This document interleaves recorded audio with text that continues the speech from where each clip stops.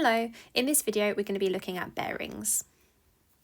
So the objective here is to understand what exactly a bearing is and measure and calculate bearings. So the key idea, bearings are measured clockwise from the north. So they are always written as 3-digit angles. So for example, we could write a bearing as 045, 120 degrees or 300 degrees. So a bearing will always be between 0 and 360. Here's an example. We need to calculate the bearing of B from A. So the key word here is where we're going from. So what we need to note to begin with is where we're going from. So in this case, we're going from A. So we need to go to A and we draw in a north line going up. So then we're going to go clockwise from the north until we reach B. So if I do that, I need this angle here. So now what we're simply going to do is get a protractor and measure the angle. So if I do that, so here is my protractor. So I need to make sure that the north line is lining up with 0 degrees. So if I measure the angle all the way down, it's this angle here. And this angle here is 251 degrees. So the answer to this question is 251 degrees, and that is the bearing.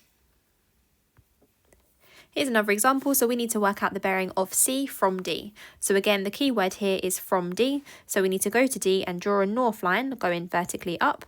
So then we need to go clockwise until we reach C.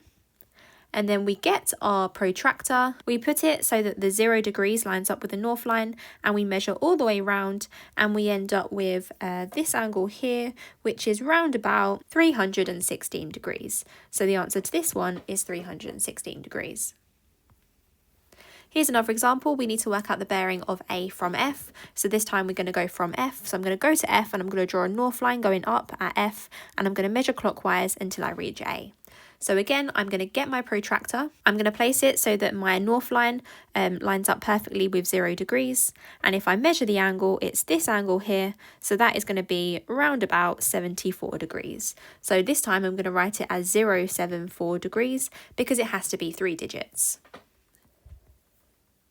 So this example, it tells us that a bearing of C from D is 150. We need to calculate the bearing of D from C.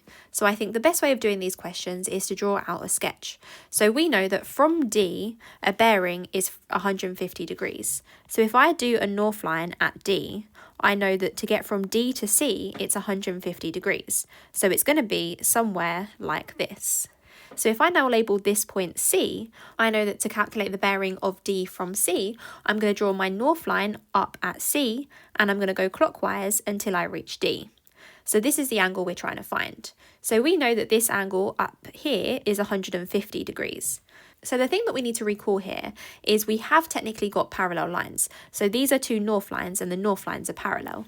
So what I could do is I could continue this line down here, and now I know that we must have corresponding angles because we have that F-shape angle. So this little angle here must be 150 degrees.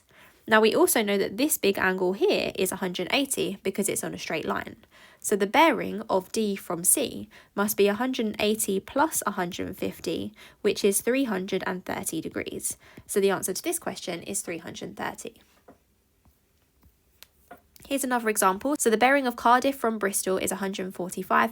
Find the bearing of Bristol from Cardiff. So from Bristol, the bearing is 145. So I'm going to draw Bristol. I'm going to draw that with a B, and I'm going to draw a north line at Bristol.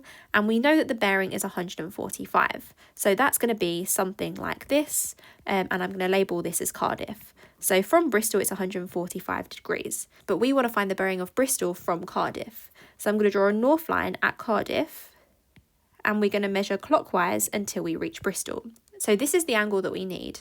Again, we have the nice fact that we have parallel lines within the north lines. So that tells us that this little angle here must be 145 degrees, and therefore the entire bearing must be 180 plus 145, which is 325 degrees.